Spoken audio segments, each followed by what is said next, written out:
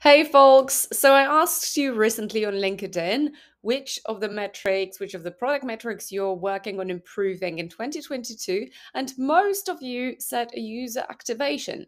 I know I've been talking about user activation quite a lot, but I was focusing on the UI patterns and hacks you can use to improve your activation in app. And today I wanted to approach it from a slightly different perspective, so from the psychological perspective. And specifically, I wanted to talk about Nir Eyal's Hook Model and how you can use it as a framework, as a mental model to start working on your user activation. So essentially, the Hook Model talks about how your users form habits. So they become invested in your product and stay as loyal users over time.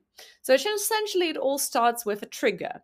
It can be an internal trigger, so your users has an itch, they have like problem they want to solve, or it can be an external trigger, so they see something that prompts them to check out your product, for instance, your ad on, say, Facebook, or basically they Google something and they see your Google ad, right? They go check out your app out, and what happens then? Then they need to take certain action.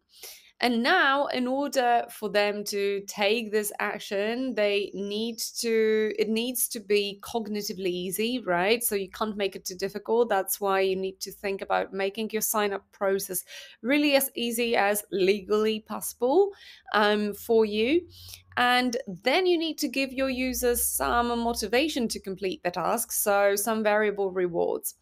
And I would also like to encourage you to employ Zeigarnik effect at this stage. So essentially create a checklist that will prompt your users to complete the steps they need to complete in order to activate, ideally within one web session. So for instance, you can offer them a reward like a discount voucher or an Amazon voucher if they complete the tasks on the checklists within one session. So then you can trigger basically another modal with the voucher on the task completion. Okay, so they have taken the action. The action was relatively easy to take, and they are getting some rewards. For instance, they see that someone liked their photo on Instagram, right? Or they see that their user activation or like feature adoption of one specific feature they have built a flow for has improved. What happens next is that you need to keep them investing in the relationship with your product, right?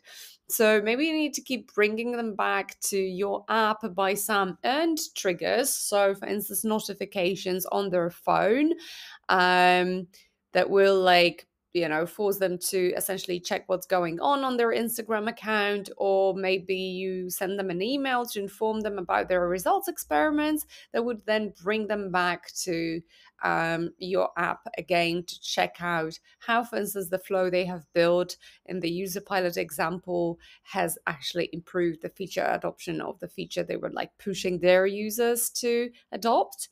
So after they like keep building further flows, or they keep adding more photos to their Instagram, they become more and more invested.